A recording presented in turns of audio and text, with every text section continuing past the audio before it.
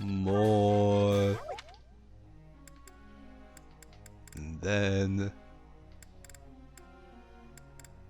Sylvain. More Lance. More. Hey. And then Flame, since she didn't get to participate. More Faith. More. Okay, I'll stop. Alright.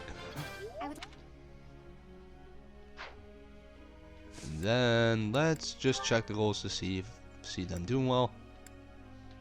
Let's see.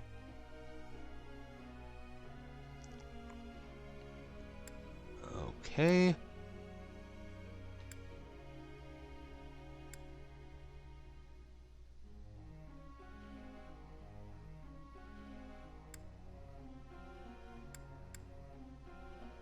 Alright, yeah, that's probably good. That's good. Begin. I'd like you to explain something.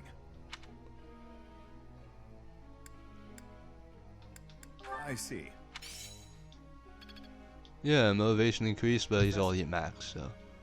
Yeah, I don't know why they want. Oh, I want a moral savant. Well, I've seen Felix have moral savant and he's good with it, but I'd like to do sword master. I like sword master. Let's see if we get any supports. Or we have this I first. see. So you'll be staying here for some time then. Honestly, I'm surprised. I've heard it's been a few years since you last donated to the church. That was merely because of the financial situation of my territory. I assure you it has nothing to do with my dedication to the church. By the way, Dimitri, isn't Edelgard currently enrolled at the Officers' Academy as well? Yes, she's in the Black Eagle House. I don't believe she has any plans to leave anytime soon. Why not pay her a visit? I may do just that. It's nice to stay in touch with my dear niece every now and then. Of course, I'm also delighted that I was able to speak with my nephew as well. Whether through marriage or otherwise, family is family after all. Of course. The feeling is mutual.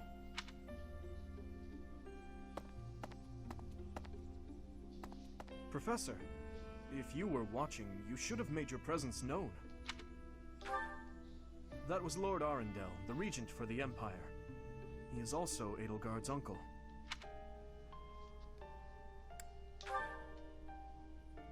My stepmother was his younger sister.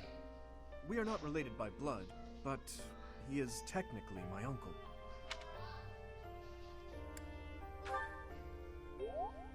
Yes, my stepmother was Edelgard's birth mother. Edelgard and I are siblings by marriage. Oh. Yeah, this is a big reveal here. We can delve into that topic another time. For now, let's make preparations to investigate what's happening in that village. Oh dear. The princess of the Empire and the kingdom's prince are kin. How very odd. All beings are attached somehow to those who are their family. Yes, even I. I must have had a family too. I wish I could remember them. My family. I wonder who and where they are, and what they're doing now. In any case, about this Arundel. You've heard that name before, correct? Quite true. We came across that name within the library, right where the prince had been. Back in chapter 4? Yeah, chapter 4, I believe. I thought that Arundel had died. And yet, not so. He seems alive and well. I wonder what the prince had hoped to learn from reading of his uncle's charity. So many things the prince has yet to tell. How bothersome.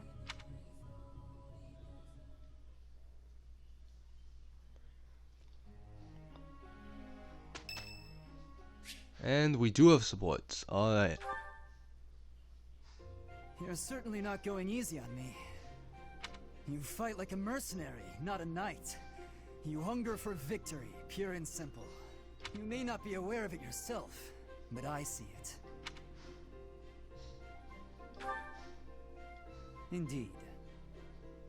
Knights ought to have some hunger. I've always thought so. They depend too much on their swords.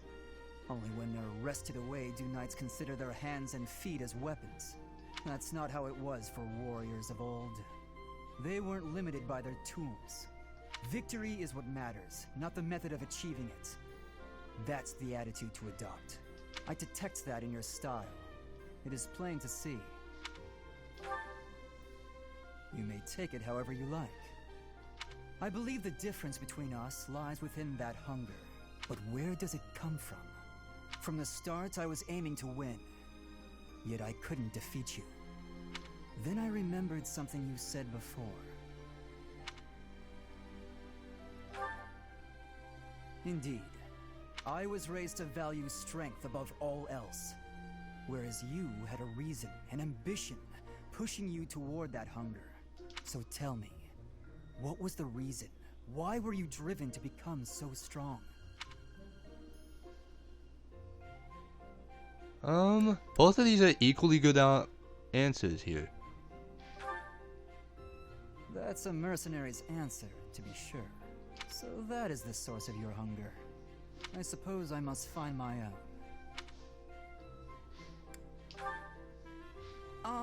If we're to get along, I think not. I'll be content if you continue to train with me. Perhaps it will come to me as I swing my sword. And that is one of the rare times you see Felix smile, so there's that. And it's Linhart's birthday, but I don't really care about Linhart. Sorry, Linhart. For the two of us, this will be no challenge at all. All right, this is gonna be fun. We got through that without trouble. Okay, no perfect. Oh well. Do I get any skill level ups? I do. Reason 3, It's all coming together. defensive tactics is pretty nice because it halves battalion endurance loss, but on the net it's not really that great. Alright, so next time we've got 2 paralogs to do.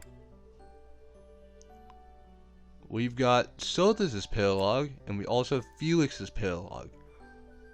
And I am dreading Felix's paralog because, oh god, remember chapter 3 and its green units, there's gonna be more. So yeah, I am not looking forward to this, but I'm gonna do it for you guys. Anyway, we've got last supports here, and then I will be seeing you guys later. He's always with that man from Dusker. How strange. I'll bet he used some dirty tricks to gain his favor. That's how those scoundrels from Dusker operate. What a pleasant conversation you seem to be having. Oh. May I join? Please, continue. Oh no. Oh, Your Highness, I was just... I said continue. I'm sorry, Your Highness. Such foolishness runs rampant. I fear it is the reality of Fargus for now. It must appear strange to them to see me always in your company. Does it bother you to do? Of course not. However, let me guess. You take exception to the gossip that you use dirty tricks to obtain your position. Is that it? That does perturb me, but not for my own sake. I am concerned about your Highness's reputation. We're not talking about my feelings, but yours. As far as I'm concerned, those fools can talk nonsense until their tongues fall out. I am afraid I cannot agree. But if you were not concerned for your honor in this instance, then why did you intervene? Because it is my duty to do so. The day my father was killed, I saw the swine who did it. They were not of Dusker. I saw that, knew it beyond a doubt, and yet I was unable to prevent the massacre that followed. Nor could I clear away the dishonor of regicide that has unjustly clung to you and your people. I will not rest until I make up for that.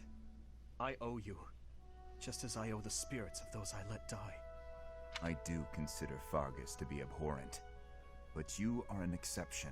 You offered me your hand, and pulled me out from an abyss of suffering and death. You risked your life to save a foreigner you had never met.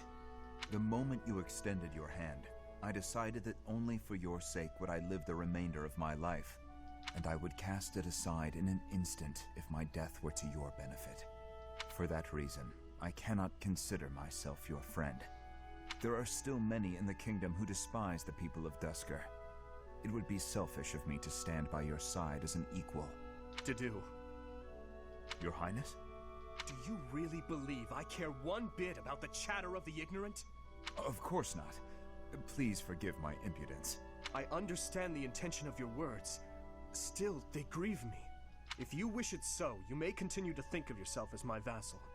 I clearly cannot stop you. We need not be anything more or anything less. If that is what you wish to do, so be it. Your Highness.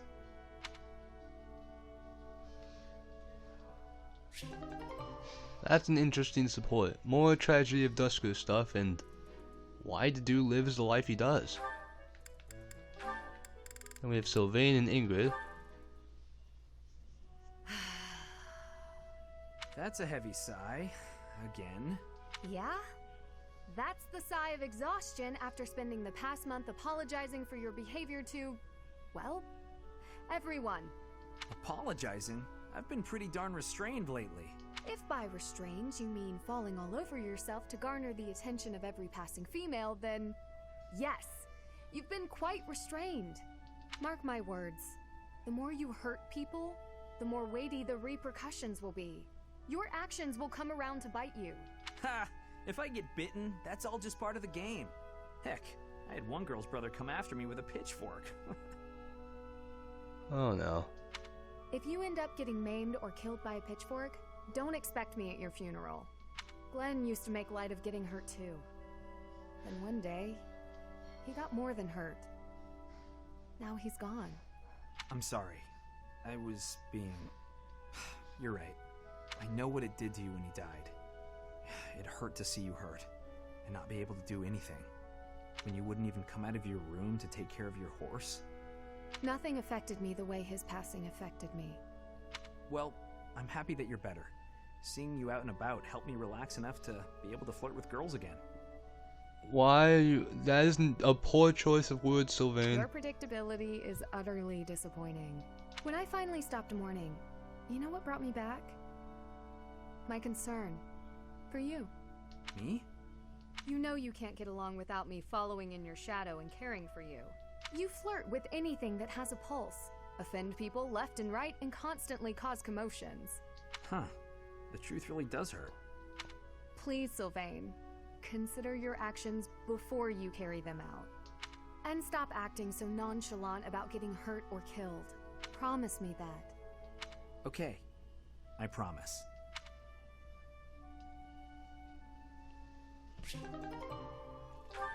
And then finally we have Mercedes and Annette. I am very surprised that this took so long to get. Okay, Mercy. This time we're gonna be really good and get the supplies with no detours. You're so good at sticking to a plan. I should leave the shopping to you. I'll stay out of your way and just browse. Hey, that's not fair. I want to browse too. Looks like you girls are having a good time. Oh no. You girls have no defense. I don't like this. Annie? Is this a friend of yours? I've never seen this person before. And then why are you smiling? I'm sorry to be rude, but we're kind of busy. Wait a minute. I think you're shopping with money you stole. But no need to worry your pretty little heads. I'm just gonna have to take it back for us common folk. Oh no. This isn't good. You have no defense. I don't like this. Step back, Mercy. This could get dangerous. Annette, you have no defense. Just Listen, run away. There's no way Just get out. Just get out of here. I don't want to fight you, but I will if I have to. So just back away. You think you can talk to me that way? I'm gonna... Oh, the knights are coming. What? Annie, run. This is far enough. We should be safe. I hope so. But what were you thinking? That sort of behavior isn't like you at all. I thought you were in danger, Mercy. You're actually blaming me for this? It's like I don't even know you anymore. Mercy! I was just trying to protect you.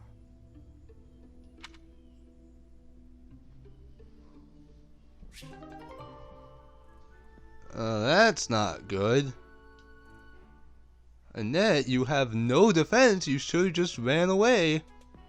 Just saying. Then this wouldn't have happened. But anyway, that is it. And I will see you guys next time for